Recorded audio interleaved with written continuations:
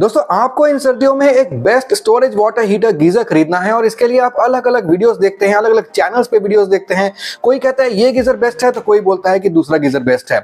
इससे जो है ना डे बाई डे आपकी कंफ्यूजन बढ़ती रहती है, लेकिन आप जीरो इन नहीं कर पाते हैं कि आपको आफ्टर ऑल कौन सा गीजर लेना है। लेकिन कितना अच्छा हो अगर आपको खुद से ही पता हो कि आपको गीजर लेते वक्त किन फैक्टर्स का ध्यान रखना है, किन बातों का ध्यान रखना है गीजर खरीदते वक्त, ताकि आप गीजर के फीचर को देखकर खुद से ये जान सकें, खुद से ये पहचान सके कि ये गीजर आपको खरीदना है कि नहीं, आपके फैमिली के लिए यह बेस्ट गीजर रहेगा या नहीं रहेगा। तो आज की वीडियो बस आप ही लोगों के लिए है, तो देखते रहिएगा, क्योंकि आज मैं आपके लिए लाया हूं एक proper geyser buying guide, step by step formula कि आपको गीजर कैसे खरीदना है और कौन सा गीजर आपको खरीदना है। वैसे इस वीडियो के डिस्क्रिप्शन बॉक्स में आपको इंडिया के टॉप 5 गीजर्स, टॉप 3 गीजर्स मिल जाएंगे और मैंने टॉप 5 गीजर्स, टॉप 3 गीजर वगैरह पे वीडियो भी बना रखी है, उनके लिंक भी मैं दे दूंगा, वो भी आप डिस्क्रिप्शन बॉक्स में जाकर चेकआउट कर सकते हैं। तो देख लेते हैं एक प्रॉपर गीजर बाइंग गाइड और जान लेते हैं कि किन बातों का आपको ध्यान रखना है जब आप एक गीजर खरीदने जाएंगे। तो सबसे पहली चीज जो आपको ध्यान रखनी है एक स्टोरेज वाटर हीटर गीजर खरीदते वक्त, और वो सबसे ज्यादा इंपॉर्टेंट चीज है, वो है गीजर की कैपेसिटी, यानी कि साइज ऑफ द गीजर। और ये आपको अपने फैमिली के साइज के हिसाब से डिसाइड करना है, क्योंकि अगर आप एक गलत कैपेसिटी का गीजर ले लेते हैं, लेट्स से आपके फैमिली के साइज के हिसाब से आपने एक छोटा गीजर ले लिया, तो आप कुछ दिनों बाद नोटिस करेंगे कि भैया एक बंदे को नहाने के बाद दूसरे बंदे के लिए काफी वेट करनी पड़ रही है, पानी गर्म हो रहा है, तो जो है ना आपको टोटल काफी टाइम लग रहा है, पानी गर्म होना, वेट करना, नहाना धोना, इन सब में बहुत ज्यादा टाइम लग रहा है। तो मैं बुकिश नॉलेज आपको नहीं बताऊंगा, आपको प्रैक्टिकल चीज आपको बताऊंगा।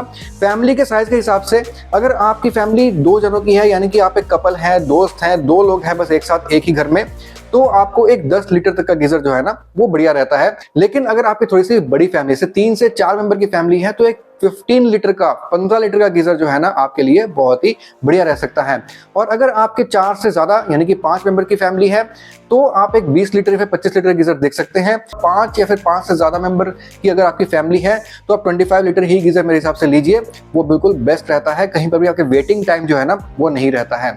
दूसरा पॉइंट है दोस्तों गीजर की पावर, यानी कि वॉटेज, ये बहुत ज्यादा जरूरी है। और ध्यान दीजिएगा, मैं स्टोरेज वाटर हीटर गीजर्स की बात कर रहा हूँ इस वीडियो में, इंस्टेंट गीजर्स की बात नहीं कर रहा हूँ। स्टोरेज वाटर हीटर गीजर्स आपके 2000 वॉट में या फिर 3000 वॉट में, इन्हीं दोनों वॉटेजेस में आते हैं। और आपके जो इंस्टेंट वाटर हीटर गीजर्स होते हैं वो आपके 4.5 किलोवाट और इस समय उससे ज्यादा वॉटेज में वो आते हैं, क्योंकि आपके जो इंस्टेंट वाटर हीटर गीजर्स होते हैं उनको जल्दी से पानी गर्म करना होता है। लेकिन आपके जो स्टोरेज वाटर हीटर गीजर्स होते हैं वो आपके थोड़े से कम वॉटेज में आते हैं, जैसे 2000 वॉट या फिर 3000 वॉट। लेकिन कुछ गीजर्स ऐसे हैं जहां पर आप उनकी वॉटेज जो है ना अपने हिसाब से चेंज कर सकते हैं, जैसे कि वी गार्ड का डिविनो 3 किलोवाट वाला जो गीजर आता है, वहां पर आप गीजर का जो वॉटेज है वो अपने हिसाब से चेंज कर सकते हैं। आप चाहे तो गीजर को 3000 वॉट पे या फिर 2000 वॉट पे या फिर 1000 वॉट पे अपने हिसाब से एक नॉब की मदद से आप चेंज कर सकते हैं।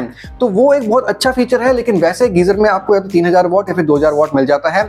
यहां पर दोस्तों आपको देखना है कि आपके घर में सैंक्शन लोड जो है ना वो कितना है। अगर आपके घर में सैंक्शन लोड ही जो है ना वो 3000 वॉट है या फिर लेट्स से 4000 वॉट है, तो फिर आप 3000 वॉट का गीजर ना लीजिए तो बेटर है, क्योंकि अगर 3000 वॉट आपका गीजर ही खा जाएगा तो आपके बाकी अप्लायंसेस के लिए सिर्फ 1000 वॉट ही रह जाएगा।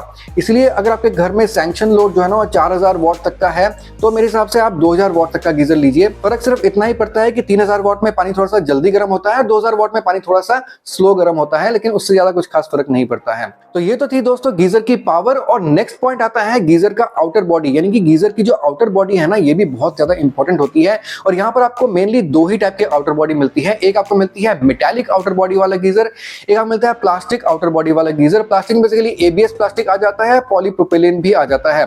जैसे रिकॉर्ड के जो गीजर होते हैं वो पॉलीप्रोपिलीन के बने होते हैं, और ज्यादातर जो बाकी गीजर्स है प्लास्टिक में से एबीएस प्लास्टिक के बने होते हैं। मैं दोनों को सेम ही कैटेगरी में रखता हूं। और दूसरा आपका मेटालिक गीजर आ जाते हैं। अब दोस्तों यहाँ पर एक थंब रूल है, अगर आप एक कोस्टल एरिया में रहते हैं, जैसे कि आप अगर गोवा साइड में या फिर चेन्नई साइड में या फिर बैंगलोर साइड, इन सब जगहों में रहते हैं, तो आपको एक मेटालिक बॉडी वाला गीजर प्रेफर नहीं करना चाहिए, क्योंकि वहां पर ना मेटालिक बॉडी होने की वजह से उसका आउटर जो बॉडी है उसमें जंग लग के, क्रोजन लग के खराब होने की संभावना, गलने की संभावना थोड़ी सी ज्यादा होती है। हालांकि मेरे हिसाब से इसको कुछ खास फर्क नहीं पड़ता है, क्योंकि आजकल जो गीजर है वो मेटालिक बॉडी वाले गीजर भी काफी ड्यूरेबल बन गए हैं। लेकिन फिर भी to be on the safe side आप एक एबीएस प्लास्टिक वाला गीजर लीजिए अगर आप एक मॉइस्चर फिल्ड एनवायरनमेंट में रहते हैं, ऐसे जगह पे रहते हैं जहां पर मॉइस्चर बहुत ज्यादा है। लेकिन अगर आप एक ड्राई क्लाइमेट में रहते हैं, जैसे इंडिया के नॉर्थ साइड में अगर आप रहते हैं जहां पर ड्राई क्लाइमेट है, तो वहां पर आप एक मेटालिक बॉडी वाला गीजर भी जो है ना वो प्रेफर कर सकते हैं। वहां पर आप मेटालिक बॉडी लीजिए, एबीएस प्लास्टिक बॉडी लीजिए, कोई दिक्कत आपको नहीं पड़ेगी, गीजर आपका बहुत सालों तक जो है वो टिकेगा। अब दोस्तों जो नेक्स्ट चीज आपको देखनी है वो है गीजर का इनर टैंक, और ये बहुत ज्यादा इंपॉर्टेंट चीज है। ये गीजर के इनर टैंक में ना कई टाइप की कोटिंग्स आती हैं। अब गीजर के इनर टैंक में आपको विट्रियस एनामल कोटिंग मिल सकती है, आपको blue diamond glass coated inner tank मिल सकता है, आपको टाइटेनियम कोटेड इनर टैंक मिल सकता है, आपको 3 layer ultra coated inner tank मिल सकता है। तो आपको इस तरह के ना अलग अलग टाइप के कोटिंग्स जो है आपको इनर टैंक पे मिल जाते हैं। मेरे हिसाब से सभी कोटिंग जो अच्छा है, हालांकि blue diamond glass coated inner tank जो है ना मेरे हिसाब से वन ऑफ द बेस्ट है। हालांकि अगर उसके इनर टैंक में किसी भी और टाइप की कोटिंग की हुई है तो वो भी अच्छी बात है, और अगर पाउडर कोटिंग है इंस्टेड ऑफ वेट कोटिंग तो वो और भी ज्यादा अच्छा है। लेकिन आपको देखना है कि कोई ना कोई कोटिंग उसके इनर टैंक पे जरूर होनी चाहिए, क्योंकि इससे इनर टैंक की लाइफ बढ़ती है, और आपको जो पानी है ना वो सबसे पहले इनर टैंक के साथ ही कांटेक्ट में आता है। इसलिए इनर टैंक पे अच्छी तरह से कोटिंग नहीं होगी, और खास करके अगर आपका खारा पानी आता है आपके एरिया में तो फिर तो आपका इनर टैंक बहुत जल्दी गलेगा, और मैं आपको बता रहा हूँ कि 2-3 साल के अंदर आपका गीजर जो है वो लीक करने लग जाएगा। इसलिए इनर टैंक पे कोटिंग जरूर होना चाहिए, इस चीज को आप जरूर से चेकआउट कीजिएगा। अब दोस्तों देख लेते हैं नेक्स्ट पॉइंट, और वो है एक एनोड रॉड। एनोड रॉड को मैंने हीटिंग एलिमेंट से पहले रखा है क्योंकि वो ज्यादा जरूरी है, क्योंकि नोएडा जैसे जगह में, दिल्ली एनसीआर जैसी जगह में ना खारा पानी बहुत ज्यादा आता है। मुझे नहीं पता शायद इंडिया के दूसरे सिटीज में भी आता होगा, लेकिन मैं नोएडा में रहता हूँ तो मुझे नोएडा के बारे में काफी अच्छी तरीके से पता है कि नोएडा में ना खारा पानी बहुत ज्यादा आता है, और गीजर के इनर टैंक के खराब होने की संभावना बहुत ज्यादा रहती है। ये जो एनोड रॉड होता है ना, ये एक सैक्रिफाइशियल रॉड होता है, ये खुद को सैक्रिफाइस कर देता है, ये खुद से क्रोजन होकर खराब हो जाता है और इसके इनर टैंक को ये बचा लेता है, इसलिए पानी की लीकेज नहीं होती है। इसलिए आप अगर एक ऐसे जगह में रह रहे हैं जहां पर खारा पानी बहुत ज्यादा आता है तो आपके गीजर में एक एनोड रॉड होना बहुत ज्यादा जरूरी है। Extra thick, extra long anode rod, magnesium और जिंक एनोड रॉड, काफी टाइप के एनोड रॉड जो है ना गीजर प्रोवाइड करते हैं। कोई भी टाइप का एनोड रॉड हो, लेकिन एक चीज का आप और ध्यान रखिएगा, गीजर आप कोई भी खरीदिए, उसमें अगर एनोड रॉड है तो उसको आप 1.5 से 2 साल के अंदर अंदर आपको गीजर को सर्विसिंग करवानी पड़ती है, जहां पर एनोड रॉड आपको चेंज करवाना पड़ता है, क्योंकि एनोड रॉड आपका गल चुका होता है बाय दैट टाइम, और एनोड रॉड आपको 900 से 1000 रुपए का आपको पड़ता है आज की डेट में। तो आप जो है 1 से 1.5 साल के बाद गीजर की सर्विसिंग करवाइए, वहां पर आप नया एनोड रॉड जरूर लगवाइए। अब दोस्तों चलते हैं अगले पॉइंट पे, और वो है हीटिंग एलिमेंट। गीजर का हीटिंग एलिमेंट भी सही होना और इस टाइप का होना कि वो जल्दी से गल के खराब ना हो, बहुत ज्यादा जरूरी है। और गीजर के हीटिंग एलिमेंट काफी टाइप के आते हैं, जैसे कि titanium heating element, Incoloy heating element, Incoloy 800, Incoloy 800 SS। अब जो इंक एलॉय है बेसिकली एक एलॉय होता है आयरन, निकल और क्रोमियम का, और Incoloy 800, Incoloy 800 SS ये दोनों ही बहुत ही अच्छे एलॉयज हैं, जहां पर जो हीटिंग एलिमेंट काफी टाइम तक टिकता है और आसानी से खराब नहीं होता है। तो अगर आपको टाइटेनियम का हीटिंग एलिमेंट या फिर इंक एलॉय का हीटिंग एलिमेंट मिलता है, एवरीथिंग इज फाइन। आपको ये चीज जरूर चेकआउट करना है कि सिंपल कोई भी मेटालिक हीटिंग एलिमेंट ना हो, बल्कि कोई ना कोई एलॉय वाला हीटिंग एलिमेंट होता है तो वो बेस्ट होता है। अगला पॉइंट दोस्तों, आपको चेक करना है कि आपके गीजर में सभी सेफ्टी फीचर्स हैं या नहीं। गीजर आपका 8 बार प्रेशर को सपोर्ट करता है या नहीं, ये देखना बहुत ज्यादा जरूरी है। अगर आप हाई राइज बिल्डिंग में रहते हैं, आजकल ज्यादातर लोग जो है ना, काफी लोग हाई राइज बिल्डिंग्स में रहते हैं, फ्लैट्स में रहते हैं, अपार्टमेंट्स में रहते हैं, वहां पर आप इतने हाई फ्लोर्स में रहते हैं तो 8 बार का प्रेशर मैक्सिमम गीजर जो है वो सपोर्ट करते हैं, और वो करीब 35 फ्लोर तक आपका चले जाता है। तो आपको देखना है कि आपका जो गीजर आप खरीद रहे हैं वो 8 बार प्रेशर को सपोर्ट कर रहा है या नहीं कर रहा है। और आपको चेक करना है कि आपके गीजर में बाकी सेफ्टी फीचर्स हैं या नहीं, जैसे कि thermal cut off, overheat protection, dry heat protection, pressure release valve, shock proof technology, ये सब कुछ आपके गीजर में है या नहीं। ये सब कुछ चेक करने के बाद ही आपको गीजर खरीदना है, क्योंकि दोस्तों सेफ्टी बहुत ज्यादा इंपॉर्टेंट है। और गीजर एक ऐसी चीज है जहां पर आपको गर्म पानी होता है और पानी अंडर प्रेशर भी होता है, क्योंकि इतना गर्म होने के बाद उसमें भाप निकलती है, वो अंडर प्रेशर होता है। इसीलिए ये सब चीजें जो है ना गीजर को काफी डेंजरस बना देती हैं, शॉक लगने का खतरा भी काफी ज्यादा होता है, इसीलिए गीजर की सेफ्टी बहुत ज्यादा इंपॉर्टेंट होती है। अब दोस्तों गीजर खरीदते वक्त आपको एक चीज और आप देख सकते हैं जो कि मैं पहले मिस आउट कर गया, वो है गीजर का शेप। अब आजकल दोस्तों सिंपल सिलेंड्रिकल वर्टिकल गीजर नहीं मिलते हैं, आजकल सिंपल वर्टिकल गीजर भी मिलते हैं, स्क्वायर शेप गीजर भी मिलते हैं, और आजकल हॉरिजॉन्टल गीजर भी मिल रहे हैं। अब अगर आपके जो बाथरूम की जो हाइट है ना उसका लेवल काफी कम है और आपका जो वर्टिकल गीजर लगाने की जगह इतनी ज्यादा नहीं है, तो आप एक हॉरिजॉन्टल गीजर प्रेफर कर सकते हैं। यहाँ पर आपको रिकॉर्ड में बहुत अच्छा ऑप्शन मिल जाता है, हैवेल्स में बहुत अच्छा ऑप्शन मिल जाता है, और भी आपको अलग अलग आपको ब्रांड्स में ऑप्शन मिल जाते हैं। लेकिन आप अगर एक हॉरिजॉन्टल गीजर लगाते हैं तो देखने में भी काफी वो सुंदर लगता है, और वहां पर आपको स्पेस की सेविंग है ना वो भी बहुत बढ़िया हो जाती है।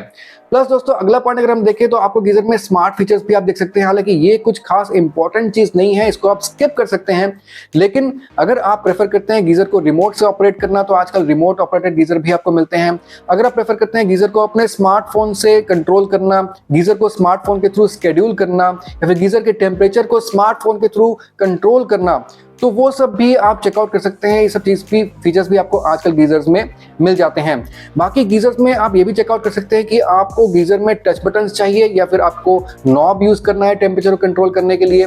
ये सब चीजें भी गीजर में आजकल मिल जाती हैं। हालांकि मेरे हिसाब से ये सब चीजें कुछ खास इंपॉर्टेंट नहीं है, इसलिए मैंने इन सब चीजों को ऑलमोस्ट लास्ट में ही रखा है। लेकिन एक last but not the least but one of the most important thing जो गीजर में आपको चेकआउट करना है वो है गीजर की वारंटी। दोस्तों बहुत ज्यादा इंपॉर्टेंट है कि आपको गीजर के इनर टैंक पे बहुत ही बढ़िया वारंटी मिले। कम से कम 5 साल की वारंटी तो आप जरूर प्रेफर कीजिए, क्योंकि इससे एक तो ब्रांड का कॉन्फिडेंस शो होता है कि अपने गीजर पे कितना ज्यादा है या नहीं, और दूसरी बात आपका गीजर जो है ना, अगर आप सर्विस नहीं करवाते हैं, सर्विस करवाना भूल जाते हैं, गीजर का इनर टैंक आपका लीक करना शुरू कर देता है लेट्स से 4 साल बाद या फिर 5 साल बाद, तो वहां पर आपका गीजर जो है ना फ्री ऑफ कॉस्ट पूरे का पूरा गीजर आपका चेंज हो सकता है। मैंने खुद करवाया हुआ है। मेरा हैवेल्स का गीजर जो है ना पुराना गीजर था, मैंने सर्विसिंग उसकी करवाई नहीं, 5 साल बाद वो उसका टैंक जो है लीक करने लग गया और उसके बाद ब्रांड ने फ्री ऑफ कॉस्ट उसको रिप्लेस करके दिया मेरे को, और कोई भी झंझट उसमें नहीं हुई है।